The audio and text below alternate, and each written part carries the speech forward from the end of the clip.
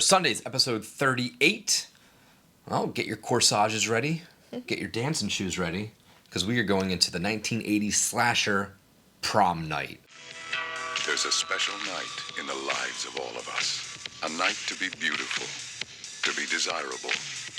A night we can break all the rules and make our own. Prom Night. Prom Night, like I said, is that sort of B-horror slasher movie. This came out on July 18th, 1980. Perfect summertime slasher. This was directed by Paul Lynch, whose most notable stuff was mostly TV shows. Okay. I think he did RoboCop, the TV show, as well as RoboCop 4, maybe. But this was starring, obviously, Jamie Lee Curtis in the middle of her Scream Queen run. Mm-hmm.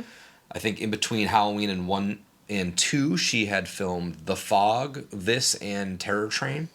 So this was kind of just a pretty unmatched run in that little horror genre. And the other notable actor in this was Leslie Nielsen.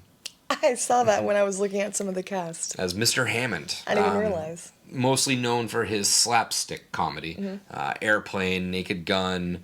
He was also in all of those spoofy movies. So Scary Movie 4, Stan Helsing's superhero movie. All of those, after Scary Movie took off, it kind of went on a run of those, well, let's just make a spoof comedy mashup and we'll see what happens. That was Nielsen's wheelhouse. R.I.P. Leslie Nielsen. Before we get into this movie, why don't you give a short little synopsis of what Prom Night was all about? After a young girl is bullied by her classmates that ultimately leads to her death, a mass killer is out to avenge her name 10 years later by picking off the now high schoolers one by one on their prom night. Interesting. Shudder Skull rating. What do you think Shudder gave Prom Night? If I recall, the last time I had seen, I think Shudder gave Prom Night 4 skulls. There was 4 skulls. 4 out of 5 skulls on the Shudder Skull rating. Rotten Tomatoes, however, has a little bit of a disagreement as far as a 4 out of 5 on this stuff. So Rotten Tomatoes, critics and audience scores. What do you think the critic score for Prom Night is? So Rotten Tomatoes, I did not peek this time. Sometimes I do. Lately I haven't been because it is fun trying to guess. You said critic score? The critic score. I'm going to go with a 52. Not far off. I figured it was going to be pretty low. 45. I was going to say 49 originally, but I was like, that's too low. But I guess I was mistaken. Now, the audience score, do you think this is higher or lower than the critics? I would assume higher. Okay, well then what do you think it's at? Maybe a 72, 73? It is lower than the critics. Is it really? And it sits at a 34%. Really? This was my first time watch of this movie, and I figured I always hear so much about it that it had more of a cult following, but I guess it did. It does. The people are hating. Yeah, right. This did spin off into 3 sequels and a remake in the early 2000s, which with Hayden Panettiere, the 2008 remake. Yep. I like that one. Which it's been a while since I saw it. You kind of figured I probably would. But I feel like we had a bunch of remakes in the early 2000s. We did. We had a lot of stuff. Black Christmas. Well, Black Christmas. We had the Friday the 13th. Yep. We had Nightmare on Elm Street. Nightmare on Elm Street. The Fog was remade. The Fog was remade. Mist, I think, was made. There's a lot of just in the early 2000s. remaking of these old ones. A couple little notes before we get into our categories. If this is your first Shudder Sundays, welcome. If you are familiar with how we do things, typically we talk a little bit more before the categories. But what I'm going to try to do now is kind of apply my notes into the goods and the bads. So those sections will be a little bit heavier, and up front will be a little bit less talking. So we're not really going through the movies as much. But a couple little notes that I did make that, according to Paul Zazzo, the prom scene was shot with actual disco hits that the production company later realized they could not afford the rights to. Oh, really? So they gave Zazzo a week and a half to create similar original disco songs for this movie that were close, but not close enough that they could be sued. So if you're listening closely, there's one song that's very much to like Staying Alive, and like and you're like in your head you're just like, oh, that's Bee Gees, Staying Alive, whatever, and then you go back and you listen to it, it's like, no, that's not actually. The words are completely different.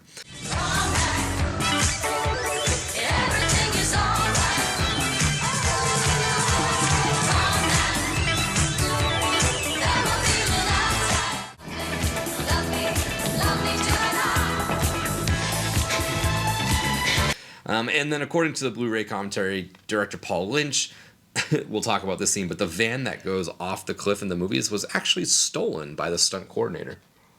That's pretty crazy. I don't know if they meant Like, stole it and kept it as memorabilia, or if they stole the van and threw it off the cliff. right. That's what I was trying I to figure don't know out, too. which one No. that means. So let's get into our review then. Let's get into the good of Prom Night. What did you have for the good of Prom Night? Well, for one, as Nick already mentioned, her wide array of discography. It was very fun seeing Jamie Lee Curtis in something that I haven't seen before. I thought the acting was good for what it was. It was very early 80s, kind of cheesy, just how I like it. I thought the storyline was a good storyline, classic whodunit serial killer. Slasher. A masked killer slasher comes back after so many years to seek revenge and yada yada yada, even though he wasn't seeking revenge for himself, it was for someone else, which I didn't realize the connection that he had to this little girl until kind of the end of the movie. They didn't really make that prevalent in the film, or at Not least I really. didn't catch No, it. yeah. But good pacing. I thought the pacing was pretty good. From the beginning, how it was, I feel like they feel like gave at us times. our introduction and flashback in a timely manner, and I feel like the kills were spaced apart pretty well. I do feel like it took a little for it to maybe get the ball rolling on that end, but once it did, Yeah, well, they didn't really put any kills into this until the tail end. yeah. They did kind of come hot and heavy at the end. I feel like the pacing was a little bit of an issue for me. It felt a little slow at times and really sped up at the end. Okay. I think overall it wasn't paced well. But to comment on one of your first points, Jamie Lee Curtis is obviously a huge high point in this film. I put Jamie Lee Curtis as a high school student caught in the middle of a story where a disfigured, institutionalized, violent man escapes, stole a cop car, and is heading back to a small town. Now, where have we seen this before? Sounds a little familiar. Doesn't really play out the same exact way, but you get the gist of things. But no, of Still course, fun. Jamie Lee Curtis it's fun seeing her take on almost a little bit of a different role. I feel like in Terror Train, she sort of had a lot of the same traits as Halloween. This one, she was like more popular. She was, literally prom queen. So it just fit a little bit different. I agree. One of the other strong suits that I said, I just put, it brings you right into the 80s. I like that feel. It feels 80s. It's shot, obviously, by today's standards. It doesn't look beautiful and crispy, but it feels a little dirty 80s. You got people smoking in the school. Still a bit of 70s, too, since this came out, in 1980? So it was kind of a little... It's weird because it's kind of on the tail end of... They're very disco heavy. Because that was funny. It's funny that they would use the disco music, but then it is more 80s, like the way they're dressing and time and stuff. I think disco really died early 80s. Okay. So this is the tail end. I feel like they made this thinking disco was going to live a little longer. And by the time it rolled out, disco was kind of taking a decline. It was like, oh, whoops. But yeah, I had Jamie Lee Curtis as a high point. I had Simple Slasher. Those are always fun. I enjoyed them. I also had the creepy phone calls. Nick? Wendy, do you still like to play games? As my good. I really like when he's calling they are students, but he's calling all the soon-to-be victims with that creepy voice. Very Black Christmassy. Yes. That gave me that feel a little bit. I thought they could have played with it a little bit more, but I thought that was a strong part in this story. I liked the that he cut out the pictures in the yearbook and put them in their locker with the shards of the glass. Yep. Yeah, I just thought the voice that he did was really interesting and it was fun. The Prom Night theme, obviously this is kind of in the middle of a day theme or a holiday theme. We've had Halloween. I think Terror Train was on like New Year's Eve. We had Friday the 13th. Like we have a lot of these like, oh well, if it's like a holiday or a significant date, we'll theme a slasher around it. My Bloody Valentine. It continues today, right? We still get Thanksgiving and stuff like that. But I'm a sucker for that stuff. I like when there's a little bit of a theme that lets you. Yeah. It lets it stand out that much more. So having it at a high school on prom night was a pretty good strong point for me. I liked that. What other good did you have? So I have I think one more or so. I did. Some of the side characters that were in this, Slick the guy who Slick. ends up, I think her name was Jude or Judy. Jude. His girl's name was. I think it was Sure. Jude. I forgot a lot of these names It's- because a lot of you're talking about the characters. I'll talk about the characters in a different. I was gonna say it's hard for me Different to keep up with the cast Yeah. sometimes when it's a little bit bigger like this. But I thought Slick was a really fun character. The van and then the kill that it had The with shaggin' wagon? with it, the shaggin' wagon. Yeah, The bus or whatever, the van he had. yeah. I thought that I don't want to get to the climax of the film yet because we still have more to discuss. But I feel like the overall plot twist, I actually didn't really expect it at the end until like maybe a couple minutes before the reveal, and I was like, I think it could be this Yeah. person. So I feel like they did a pretty good job at doing that as well. I had, going off of your Slick stuff, the car explosion. Yes. I love it. It's so stupid. I didn't know if you wanted to wait to talk to more Oh, we're detail just about throwing that stuff. everything Okay, out that's there. perfect. I don't Okay. care. Yeah. I love it. I know it's cheesy and like impossible, but it was so fun. Slick. I'll remember this night for the rest of my life. Well, yeah, you fucking will because you don't have that And much the life doors left. whip open. Yeah, just him like there's like a car like whole sequence where he's like whipping around donuts in the field. The Yeah. killer's hanging out of the door, and then he's chasing down. He gets in the car. And then out he's of the able to car. fully open the door and jump into the van. He's and trying to get drive. I thought when he first did it, so essentially the killer comes out, opens the back door, stabs one of the victims. Yes. And Slick immediately jumps to the front and drives away. I thought he was just driving away, not trying to hit the person. I was like, where's he gonna go with a dead body in the back of his Yeah. car? Like I he's thought- just gonna explain this one away? So that was my thing. Maybe it was a continuity thing or they just didn't show it, but I thought that was funny too. I don't think he ever closed the doors behind him when he got in the van. He just ran up to the front seat and drove off. Yeah, and I'm he like, did, yeah. her body would have flew out the back. It was like hanging Yeah. halfway off. So I don't know, but But then in the next scene, when the killer's trying to jump into the van, the back doors are closed. So I was like, I don't know. yeah.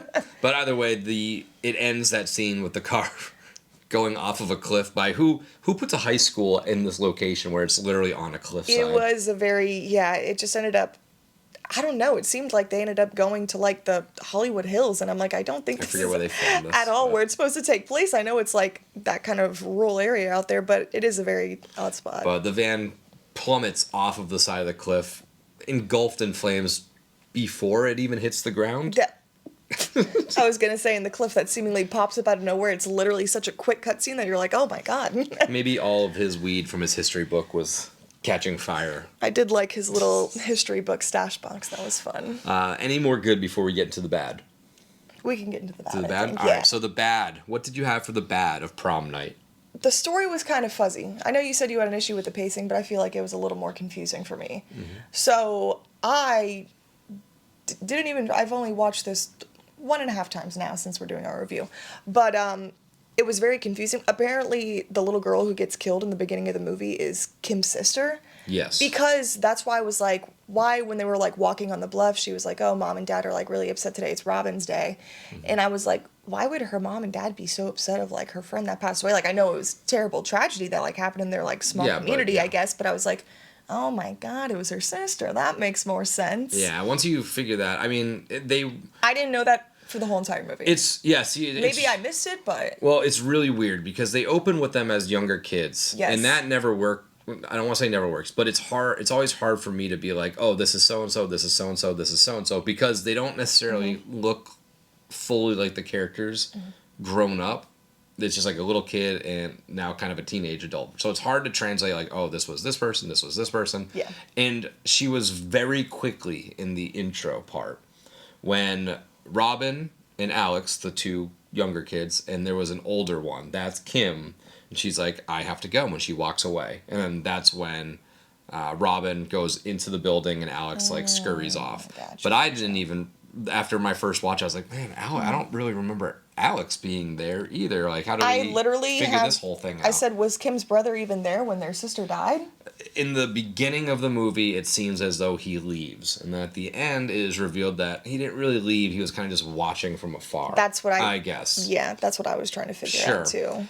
But we can talk about that after. So yeah, that overall storyline a little hard to follow with the whole kid actor stuff. Yep.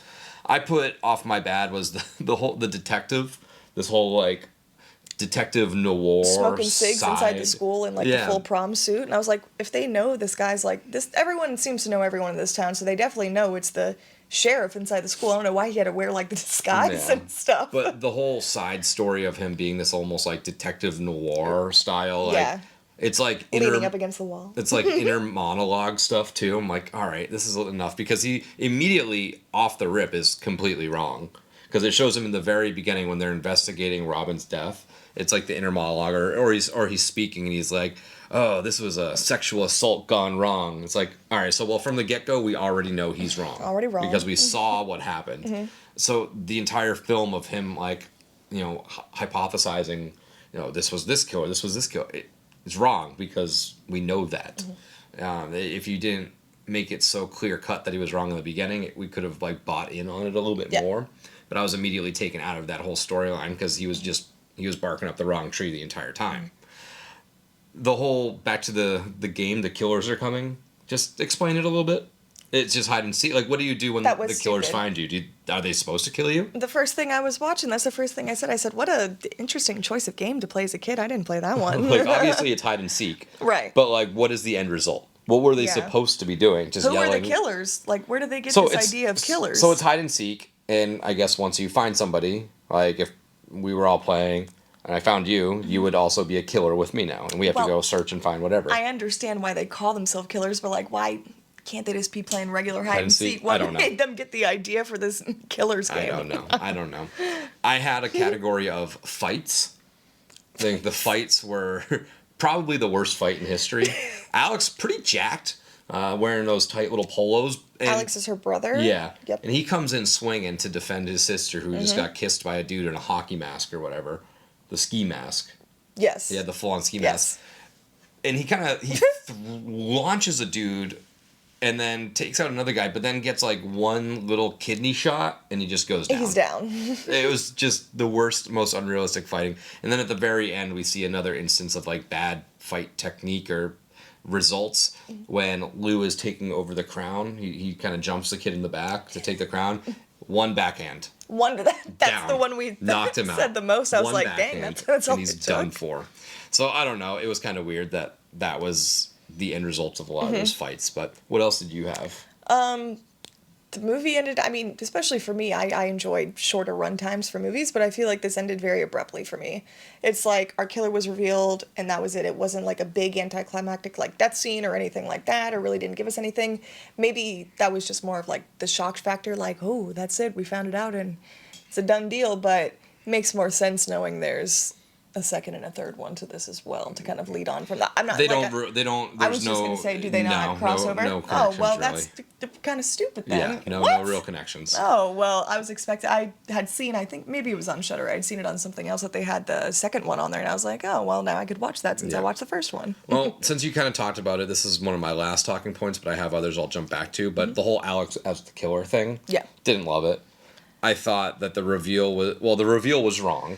So the big scene at the end when it's a close up of the killer's eyes and the mask, and and that's when Kim recognizes him. Jamie Lee Curtis. The eyes are wrong because in the whole movie, Alex has blue eyes, and that close up shot, the killer has brown eyes. Does he? That was the stunt guy. I didn't even notice. Was it really? Yeah, they fucked it up. They messed it up. Yes. Oh my god, that's funny. I didn't even Big notice. continuity error. I was gonna say that's a continuity error. I thought it was a very weak reveal. It was just like it was that moment where the character recognizes he runs out and they slowly take it off, and then like you said, it's the end. And then he's got makeup on. He's got lipstick on. Theories are that he's embodying his sister. Okay, that's what I was assuming. But his sister was like 6 and she didn't wear makeup, so like whatever. That's a very loose connection. And how did he die? Yeah, how did he die? She hit him with an axe, but it's not like the mask was cut. There was no. Yeah, and she didn't like slice him with it. No, she hit him literally with like the butt. doinked him with it. She hit him with the butt, and he's just dead. I guess that. I mean, he must have had that one kidney shot. Must have acted back up from Must the have fight hit earlier in something the up, film. or I don't know. Yeah. Yeah, I couldn't tell you. That's why I didn't even honestly assume that he died at first, because the movie ended so quickly, and I was like, does he die or not? He dies, or is and this he's it, like, or is that Robin? Yeah. Robin. I was like, and that's that. One of the bigger things of this movie was obviously these little side characters, these red herrings of like, could be the killer, couldn't be the killer. I didn't really like them just because. Like who? Slick? No. Slick. So the two red herrings of these people that you're led to believe are the killers. One being Murch, was not seen on screen, but this is the guy that they said was arrested for the murder of Robin. Yes. They said, I believe, that he was like a former child abuser and murderer, yet we know he didn't. Like, he went to jail for killing Robin when we know he didn't. So it was like, it's this Freddy Krueger situation where it's like, you want to feel bad, but you can't because you told me he also was a murderer. But was he not a murderer? Like, we don't really Maybe just know. Not to Robin, but... Well, and that's the thing. We don't 100% know this. And I think it would have been better pushing him a little less and having him actually be the killer and have this whole thing because he was framed for murdering this girl when he didn't. But then all throughout the film, I'm like, if he got put in jail, how would he even know that these kids are the ones that killed her? Yeah. So it's clearly not him because he would have no way to know that these children were the ones that killed him. Yeah. The other parts of this that kind of threw me off is Kim was getting ready for prom and Alex was there. And there was a side shot of somebody outside her house in the car watching, like, black mysterious figure. Who is this supposed to be? Because now we know Alex is the killer and he was inside with her. So who was watching her house? Just a random person that... Who knows? Maybe they threw that in there to kind of... Exactly, catch as you like off another guard, red herring, but like yeah. it's such a false red herring because it means nothing because that person's not the killer. Which personally, I don't like stuff like that. If a movie's gonna reference something or like make it seem like it's a key point, even if it is a quick scene or something, I want it to come back at some point and like come back into it. Yeah. So like Scream does this where they have these red herring, but they all sort of make sense. They come back around and you get the explanation for all of the other things and you're like, I should have seen that. Okay. This one's like, who's the mysterious guy? Who knows? It doesn't matter. It doesn't come back around. The extra that they picked to be the mysterious guy in the car. The person that was murdered at that same place that Robin was murdered, we're just assuming that it was Murch. I guess. Because that was supposedly the nurse, I guess, that he must have killed to get out. But then it's like, why did he bring her to the same spot when he didn't do the murder there? It's just very coincidental, I guess. It really annoyed me. There was honestly, for being not a very long movie, there's a lot going on in this that kind of confused me. And then the other red herring in this film was Mr. Sykes, the like little janitor. I was gonna say the guy with the glasses with the obvious like nerdy style glasses tape right in the middle. Yeah. The really only thing that they did to that's why I thought it was at first put him in that limelight, and this is where I immediately didn't, because they're like, one scene they're like, oh, he's kind of creepy and he like looks at girls weird, and then the next scene is the girl being like, hey, look at this, it's just for you, and she full on moons him. I'm like, I was like, that was well, weird.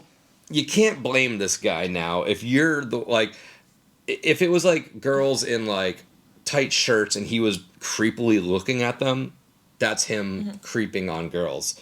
But when the girls are going up and pulling their pants down, that's not him. You're going to him and being creepy now. Like, it's the other way around. So when that happened, I was like, well, now I don't believe you guys at all because you're the ones that are doing it to him. So that takes him off my suspect list. Yeah, but you never know. I mean, that could have just been one thing, or maybe they were just messing with him. I don't know. I mean, this was, like you said, this was the early 80s. I mean, kids did stuff like that all the time, so it could have just been for the movie and not really... Correct, but if they're doing it to him, then I'm like, okay, well, now your credibility is gone. You can't be like, oh, well, he was looking at my ass. Like, yeah, bitch, everyone was. You pulled it out at... Are you victim blaming, Nick? You pulled it out at the tennis courts. Like, I don't know what you want to expect. So that, I didn't ever feel, and we obviously learned this because of who the killer is, Alex, but Jamie Lee Curtis being our main final girl, there was never really stakes for her. No. It didn't like feel like she was ever like in harm's way. No. Now we obviously know why. Obviously he's not going to kill his other sister. But like I wish that there was some sort of maybe close encounter where, you know, the killer was going towards her just to give it a little extra oomph. A little oomph. We had a 3.5 minute dance scene. Did we need that?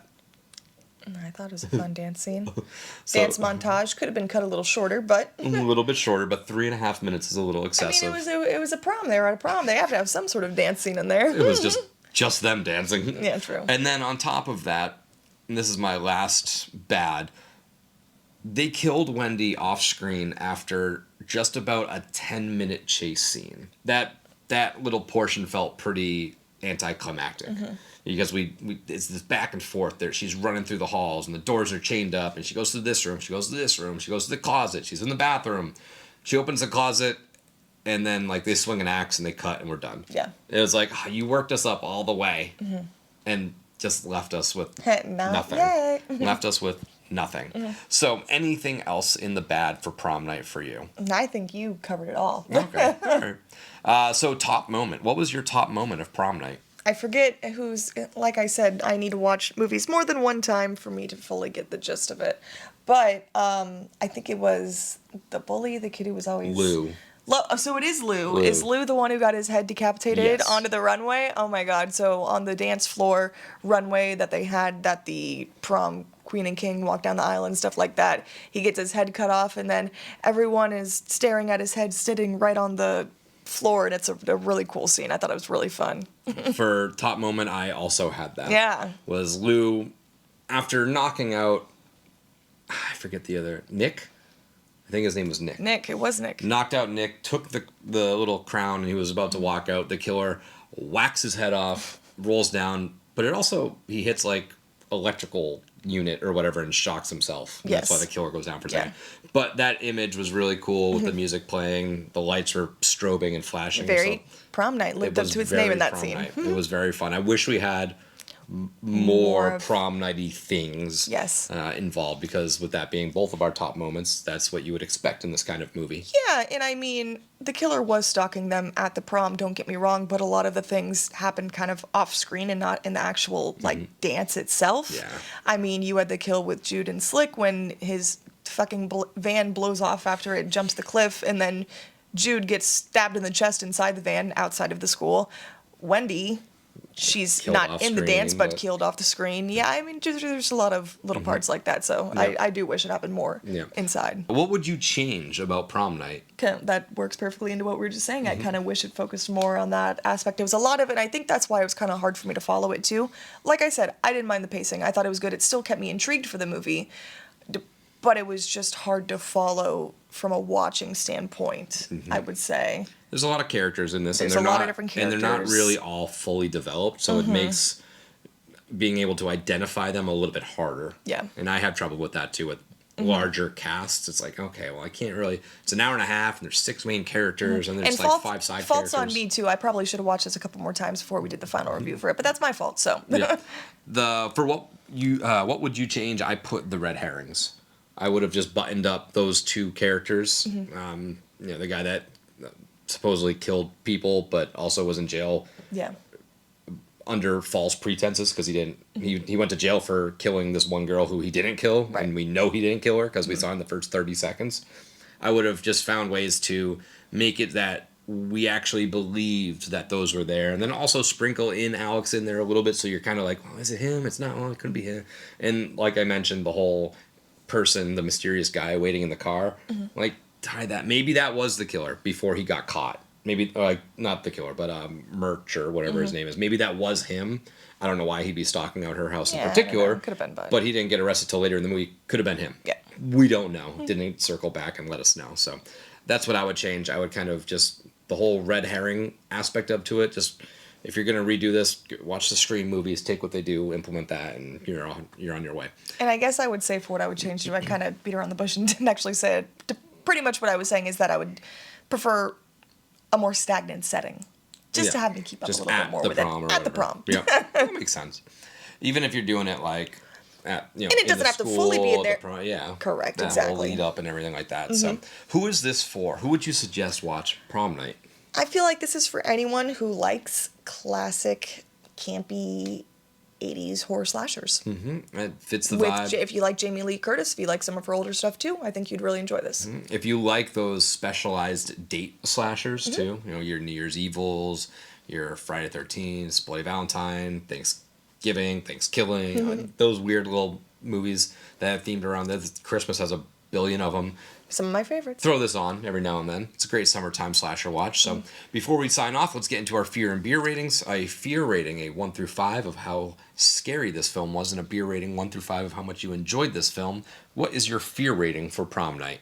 I gave the fear rating for Prom Night a 2 fears. 2 fears. 2 fears. I gave it a 1.5. 1.5 was Right what I below was you. really going to go to, and I thought that was too low.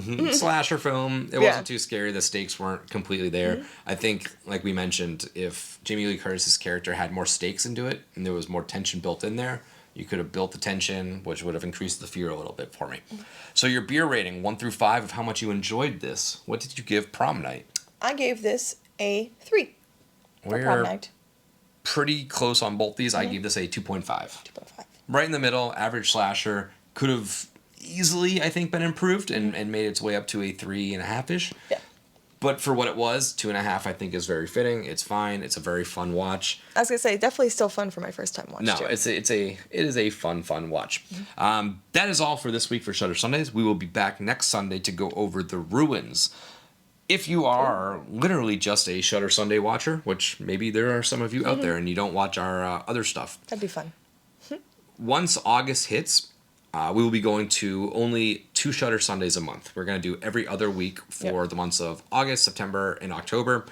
Like I said, if you only watch Shudder Sundays, we are primarily a Halloween Horror Nights podcast, and that's where we're going to be for We those are. months. Finally. We have a lot of work cut out for us, so instead of trying to rush and put stuff in here, I know we've been kind of off and on the last couple weeks just because as the HHN season builds up, this one kind of goes down a little bit, but we will be back up and running to every Sunday, probably once we hit November. We're kind of back out of the fog. But And it makes it a little bit easier, too, because we don't want to push too much in saying that we're going to be doing all these, and then if something comes up and it doesn't happen, we want to spend more time making some good ones for you guys to watch, too. gives us a little leeway. So we'll be talking about The Ruins to finish out July, and then we will, on August 1st, put out the 2 movies that we're going to be covering in August. We'll see you then.